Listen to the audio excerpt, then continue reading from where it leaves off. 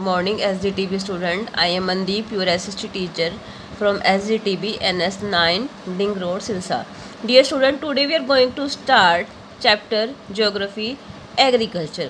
बेटे last video में हमने क्या किया था कि जो टाइप्स ऑफ फार्मिंग की थी उसमें प्रिमिटिव और इनिशिएटिव फार्मिंग के बारे में बताया था। आज हम करेंगे कमर्शियल फार्मिंग। भी कमर्शियल फार्मिंग होती क्या है? जैसे बेटे आपने सुना होगा कि ये कमर्शियल स्पेस है, मतलब ऐसी जगह जहाँ पर हम बिजनेस करते हैं।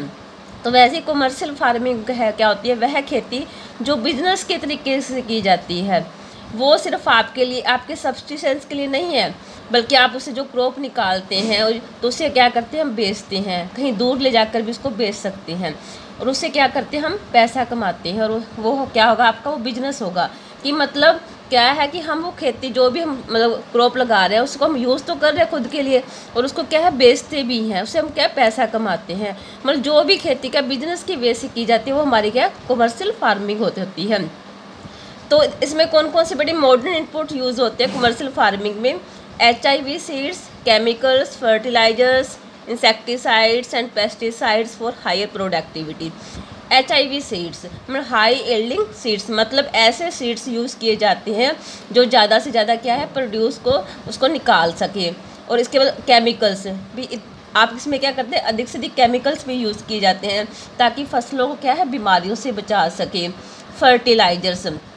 फर्टिलाइजर्स मैंने होता है उर्वरक, मतलब ज़्यादा से ज़्यादा है फर्टिलाइजर्स क्या है यूज़ करना। और उसके बाद क्या है ताकि फसलों को हम क्या है उससे भी क्या है मतलब फसलों को बीमारियों से बचा सके। इंसेक्टिसाइड्स एंड पेस्टिसाइड्स हमारे होते हैं जिसको हम हिंदी में बोलते हैं, मतलब ये भी हमारे एक प्रकार से कीटनाशक दवाएं होती हैं। तो इनका क्या यूज़ किया जाता है फसलों में के लिए यूज़ किया जाता है ताकि अधिक से अधिक क्या है उसे हायर प्रोडक्टिविटी, कि ज़्यादा से ज़्यादा उसकी क्या है उसे क्या हम ले सके, क्रॉप ले सके, और जो फसल है वो ज़्यादा से ज़्यादा ग्रो करे और उसकी प्रोडक्टिविटी भी क्या बढ़ जाएगी। नेक्स्ट है बेटे क्रॉपिंग पैटर्न। क्रॉपिंग पैटर्न कौन से होते हैं? There are 3 main types of cropping seasons. मतलब क्या है कि जो क्रॉपिंग जो भी हम फसलें उगाते हैं उसके लिए कौन कौन से 3 सीजन्स होते हैं। फर्स्ट इसमें हमारा खरीफ, रबी और जैद। अब देखो ये हमारे उसमें क्या है, हमें 4 मतलब पीरियड्स को याद रखना पड़ता है।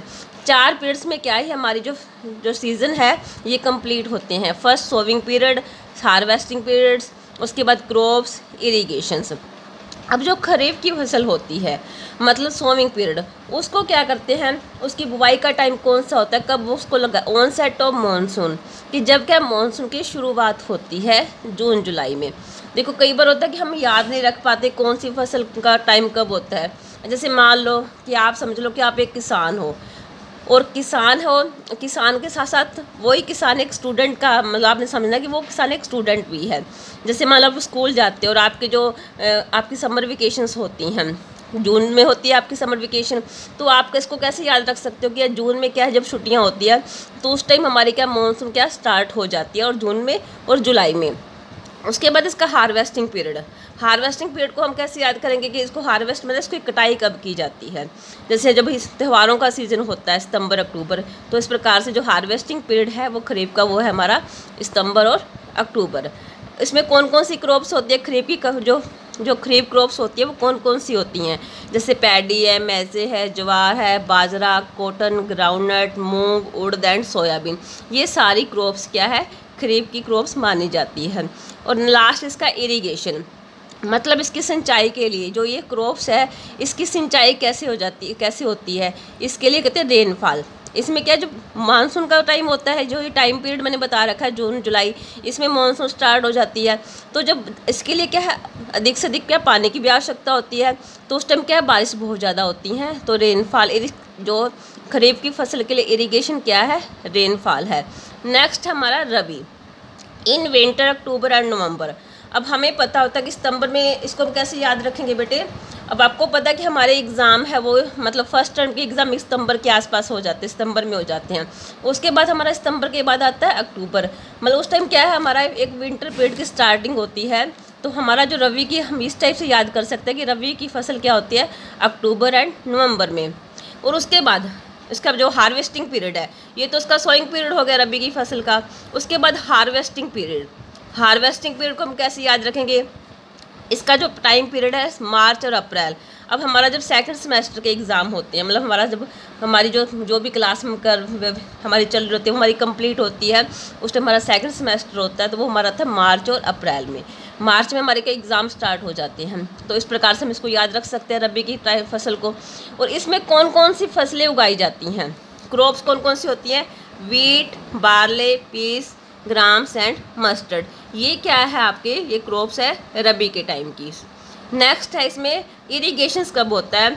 अब देखो कि उसमें तो पता था खरीफ की फसल में जो मानसून से होती है, और अब इसका रबी का इसमें क्या है कि इसमें जो सिंचाई किस प्रकार से होती है, इरिगेशन ये किस प्रकार से होता है।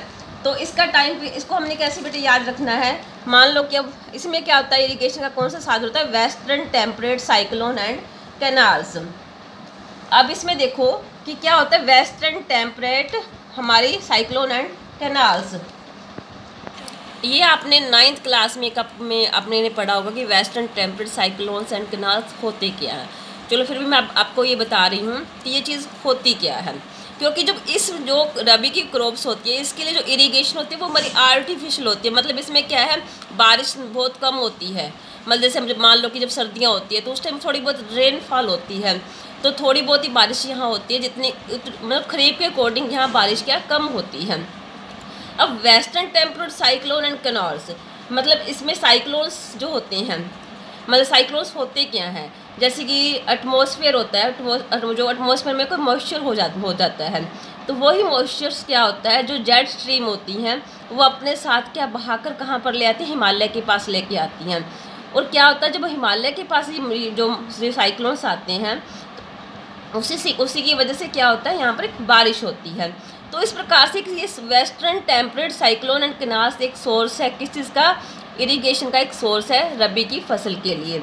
अब देखो कि इसमें फसल जो है पानी की बहुत कम आवश्यकता होती है सिंचाई के लिए।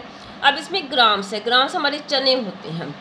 अब चने होते हैं, ये क्या होते हैं, इनको जब उगाया जाता है तो बहुत ही कम पानी की ज़रूरत पड़ती है। मतलब बिना कल्टीवेट के भी क्या है, इसे अच्छी प्रकार से तैयार कर सकते हैं हम इसको, तो इसके लिए बहुत कम पानी की आवश्यकता होती है। तो क्या है, इसलिए यहाँ पर जो ये पानी होता है, कम पानी की आवश्यकता के कारण क्या है, ये फसलें क्या अच्छी हो जाती है।